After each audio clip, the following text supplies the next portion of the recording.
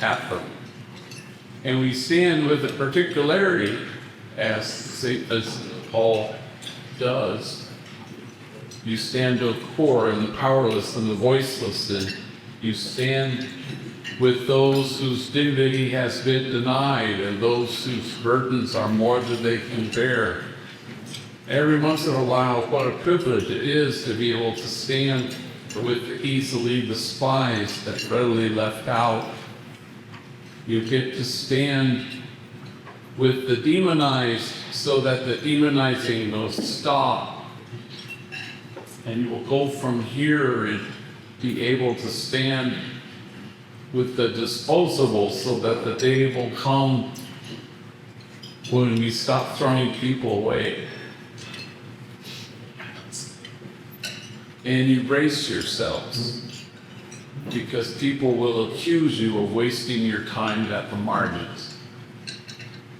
As the prophet Jeremiah writes, "For in this place of which you say it is a waste, there will be heard again the voice of mirth and the voice of gladness, the voices of those who sing." You will go from here and other voices will get heard. Of course, the context of all that, none of that makes any sense, of course, unless we're anchored in a God who is spacious and expansive. We don't want to settle for a partial God, because then it's a container too small for us. I'm a Jesuit, and St. Ignatius of Loyola talks about the God who's always creator. And so that's how we need to situate this. A homie, Sergio, sent me an email a couple weeks ago, and we email back and forth early in the morning before anybody gets up, and we reflect on the readings of the day, and then we write back to each other.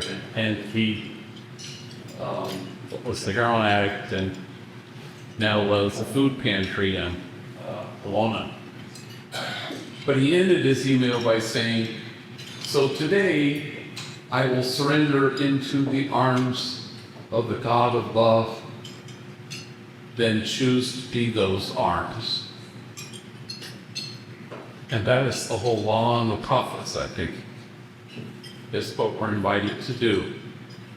Meister Eckhart, who is a mystic, used to say, "It is a lie any talk of God that doesn't comfort you."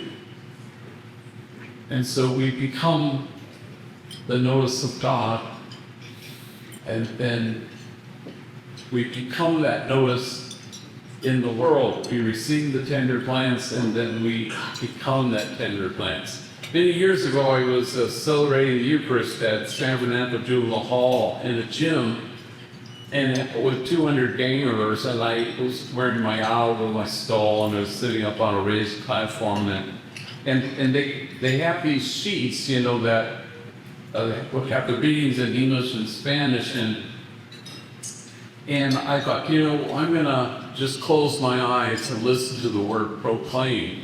So I rested the sheet on my lap and listened to the readings, and the homies came up and they each did a reading, and the first homie did a reading from the Hebrew Bible, and then the second guy got out of it was the responsorial psalm, and I don't know, there was like an overabundance of confidence in his voice, and he gets up there and he says, "The Lord is exhausted." You know?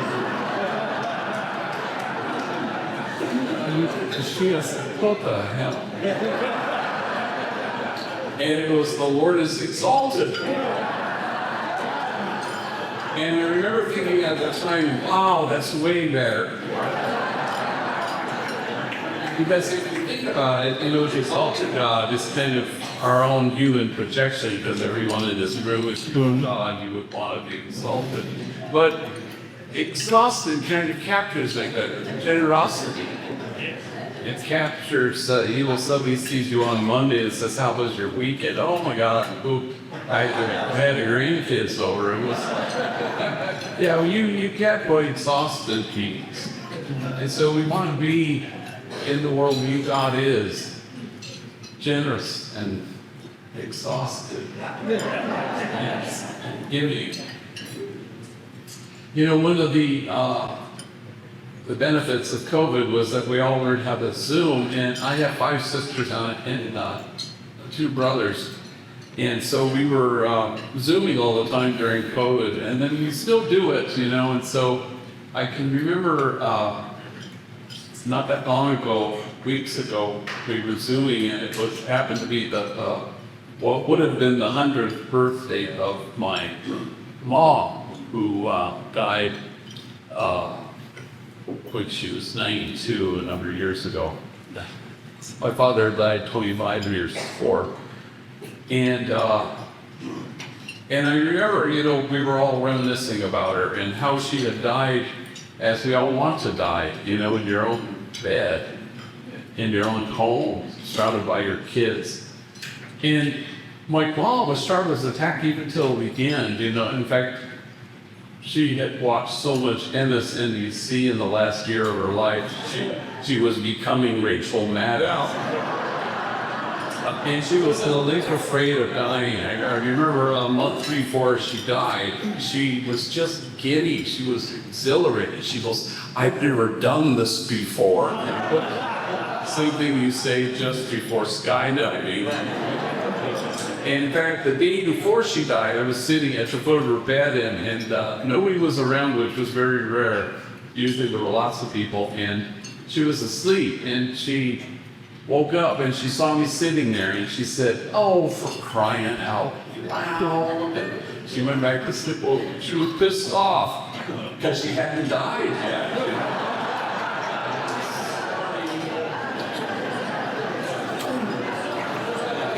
And the next day, we had sitting there around noon, and I think a couple of my sisters had gone out to get lunch or something. And again, I was all alone. And exactly at 12, she sits up, she opens her eyes, she lets out this wondrous, glorious gasp, and she says, "Oh, that girl, skydiving." And she left us. And nobody in earshot of that sound could ever be afraid of death again.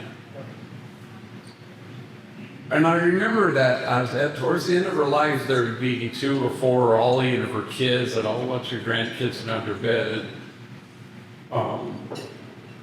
And she'd be in and out, and then she'd lock on at some point to just one of us and raise her sharp, staring at the one person, and she would say with breathless delight, "You're here, you're here."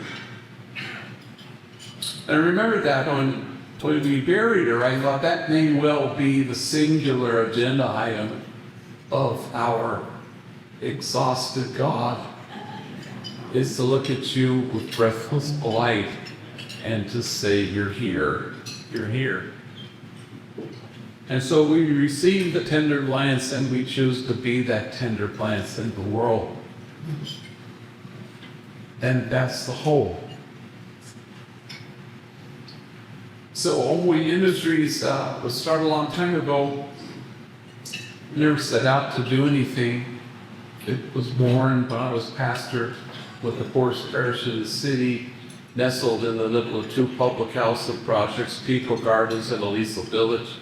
At the time, it had the largest grouping of public housing west of the Mississippi.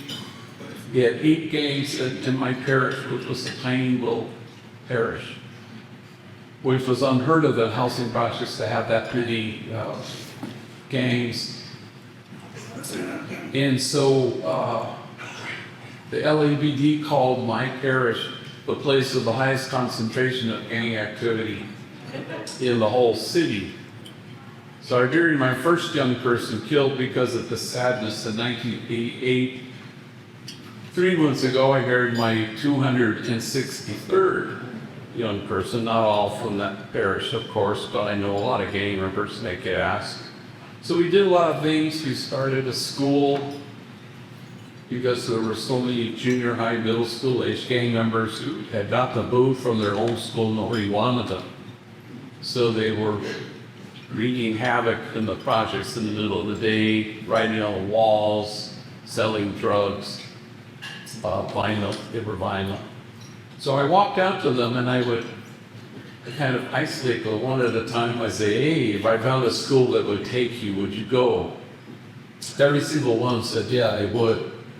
And then I couldn't find a school that would take them, so that kind of forced my business. So right across the street from the church is our parochial school, the Lower Houston Elementary School, and it's a big 3-story concrete building. First 2 floors were K-8, but the entire 3rd floor was the convent. And so one evening I sat all the nuns in the living room, there were about 8 of them, and I said, hey, would you guys mind, moving out and up then we could turn the Sunday into a school for 8 or 6. And they look at each other and he said, sure. And that was the entirety of their discernment process. And we were off and running again, we were seeing great numbers. And it created something of a disconnect, because people in the parish would sidle up to me and say, our church is supposed to be hermetically sealed, good people in and bad people out. So it posed a gospel challenge. And then they said, if only we had jobs, and then we started a jobs program. And then in trying to find felony-friendly employers, and then we couldn't find enough, so we just started things. A maintenance crew, a landscaping crew, a crew to build our child care center on the property at the church.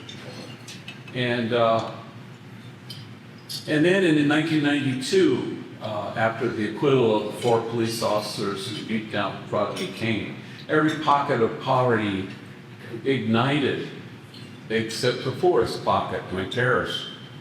LA Times then wanted to know why that was, so they came and asked me questions. I said, well, I'm not entirely sure, but certainly we had 60 strategically mired rival gang members who had a reason to get up in the morning and a reason not to gangbang the night before, and more to the point of your question, a reason not to torch their own immunity.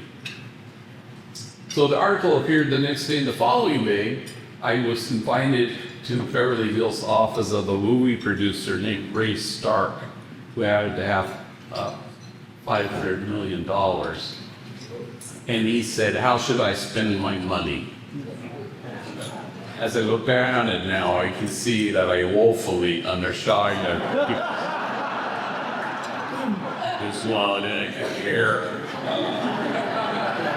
I said, well, there's a bakery across the street from the school, you could buy it. And it has ovens, they don't work, but you can fix them. You could put air nets on rival and your gang members. I don't know, they could bake bread. You could call it home weight bake. And he said, sure. So we were off and running. Months later, we started whole wheat tortillas at the Grand Central Market. Once we had plural, we changed our name from Jobs for Future, which is what we call ourselves edition, to Whole Wheat Industries. And we've never intended to do what has happened subsequently, but you evolve, you back your way, and it becomes quite large.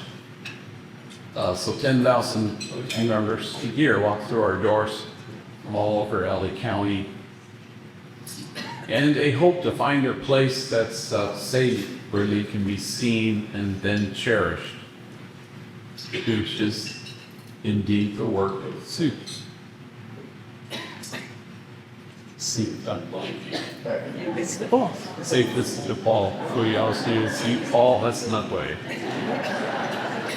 And Exodus 2, this is what you do for a living. You welcome people.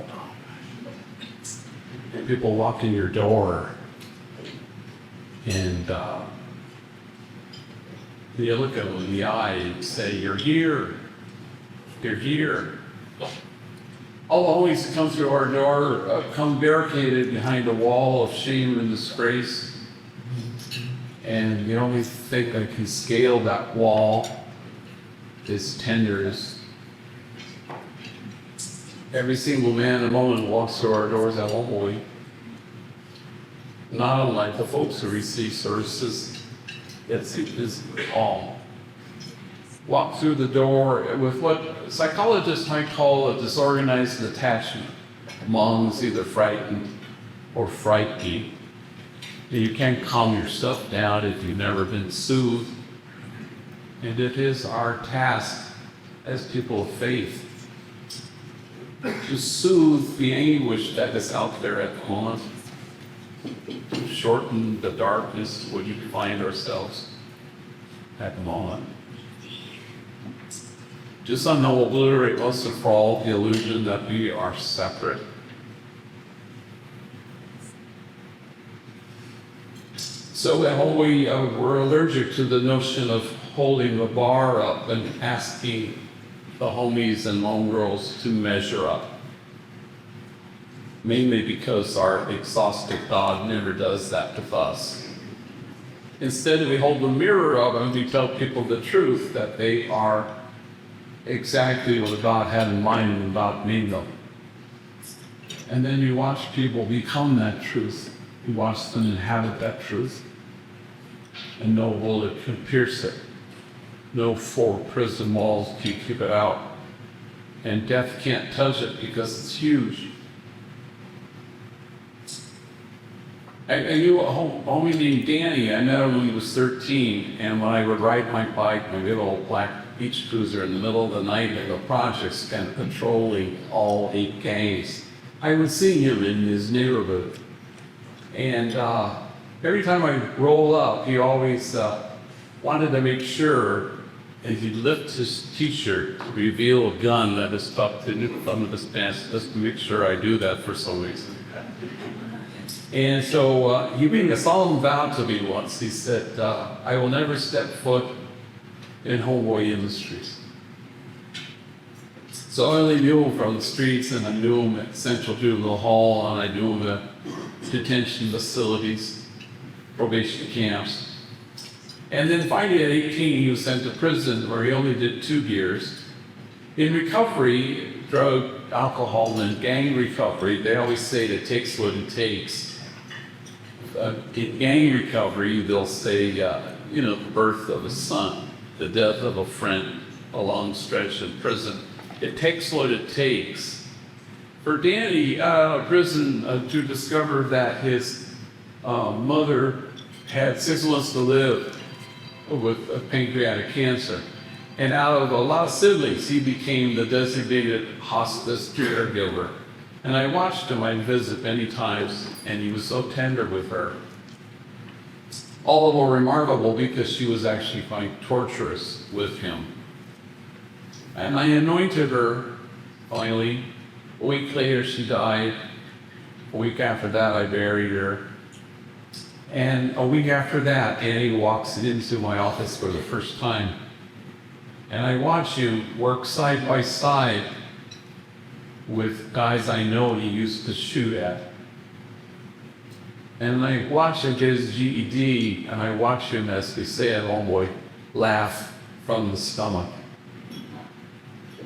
One day he comes into my office and he begins sort of dramatically, he says, what happened to me yesterday has never happened to me before in my life. And he tells me that after work had finished at 5, he went across the street to the Chinatown train station to take the train east to go home. And he said the train was packed, but he managed to get a seat. And he said, standing in front of him, holding onto a pole, he said there was a medio pedal guy, a guy who was a little bit drunk. He goes, he was a homie, older guy, I didn't know him, but he had tattoos on his hand. And Danny is wearing a sweatshirt that says Homeboy Industries jobs, not jails. And the little bit drunk guy sees Danny with the sweatshirt. He goes, you work there. And Danny doesn't know whether to engage him really, but he nods. And then the guy says, is it any good? And Danny shrugs and he says, well, it's helped me. In fact, I don't think I'm going to go back to prison because of this place.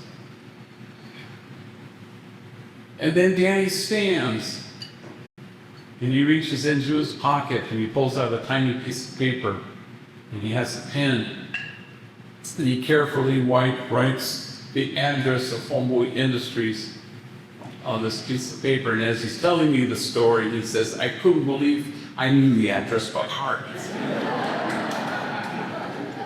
So he finishes it, and he hands it to the guy, and he sees the guy.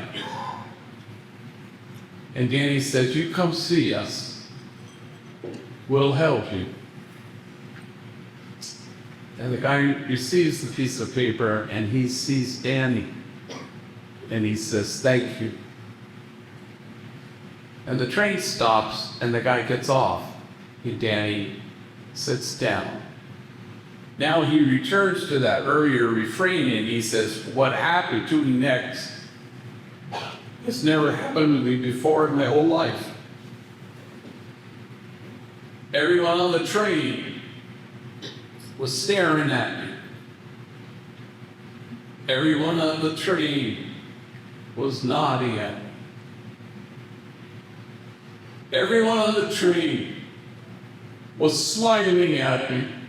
And now he could barely speak. And for the first time in my life, I felt admired.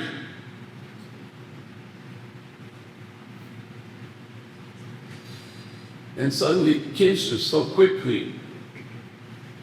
God's dream come true. And I think that's the only praise our exhausted God has any interest in. And so we leave from this place eventually, and we want to stay close to the marrow of the gospel. We want to take seriously what Jesus took seriously.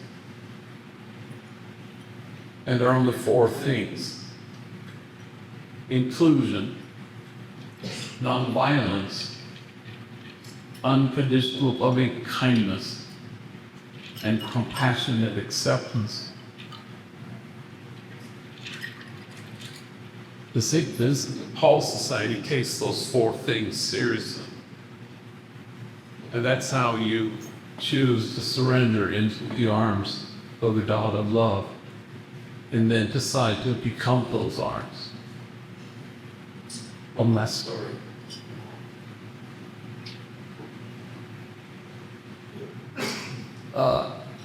I was invited to speak to 600 social workers in Richmond, Virginia.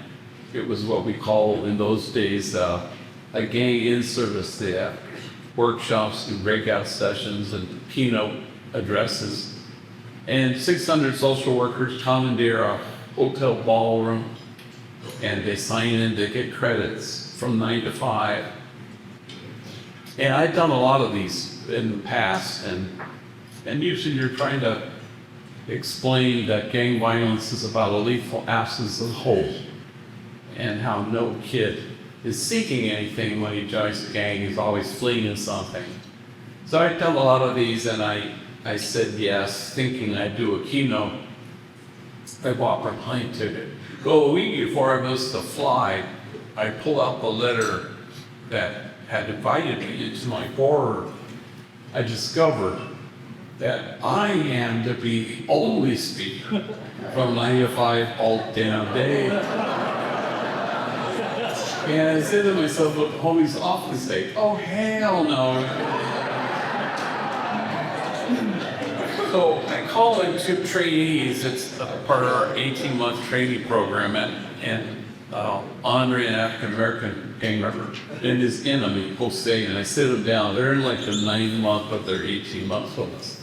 And I said, look, at the end of the week, you're flying with to Richmond, Virginia. I'd like you to get up in front of 600 social workers and tell your stories. Take your time.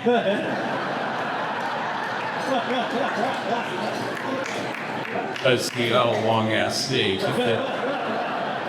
But you never heard their stories. Jose got up first, and he was like 25 years old at the time. And gang member, shop caller, been in prison. At that point, we have 14 social enterprises, from restaurants to dog grooming and a lot of departments. So he had clowned on to the substance use disorder team, a man solid in his own recovery, and now he's helping younger homies and homegirls with their addiction issues. So not only was he ganger on the streets and prisoner, he also had a long stretch as a homeless man, even a longer stretch as a heroin addict. So he gets up in front of 600 social workers and he says, I guess you could say my mom and me didn't get along so good. I think I was 6 when she looked at me and she said, why don't you just kill yourself? You're such a burden to me. Well, 600 social workers audibly gasped.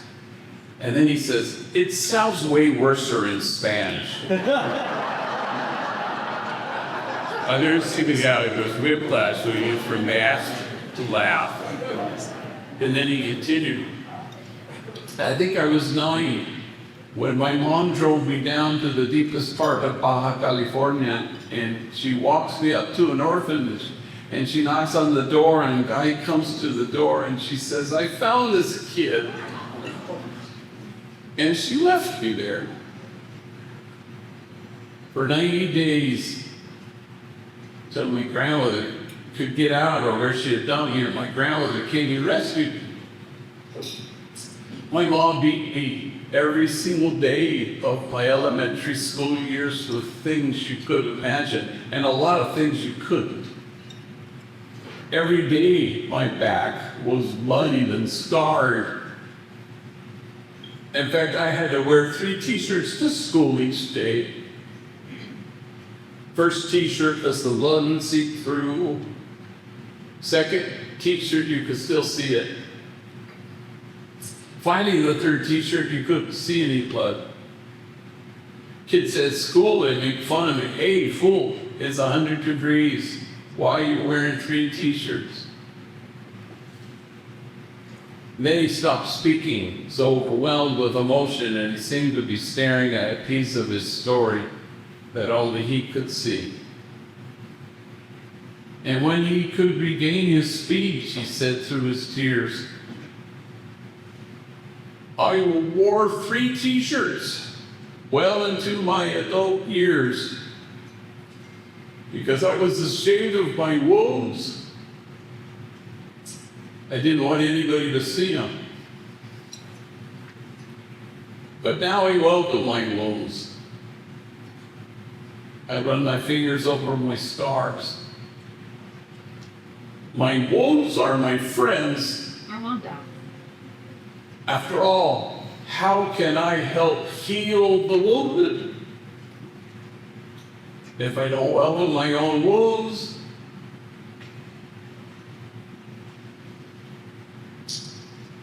And awe came upon everyone, as the Acts of the Apostles tells us.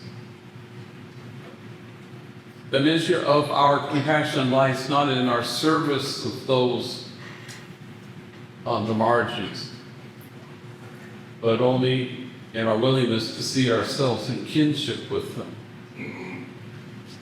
For the truth of the matter is this: if we don't welcome our own wounds, we may well be tempted to despise the wounded. And so this event eventually will be the place you leave, and you go to imagine a community of kinship and of cherished belonging. And you go to imagine a circle of compassion, and then you imagine nobody standing outside that circle. And you leave this place to dismantle the barriers that exclude. And my sense of the St. Vincent de Paul Society and everybody in this room is that you gave up long ago caring whether or not people might accuse you of wasting your time at the margins. For in this place of which you say it is a waste, there will be heard again the voice of mirth, and the voice of gladness, the voices of those who sing. Thank you very much.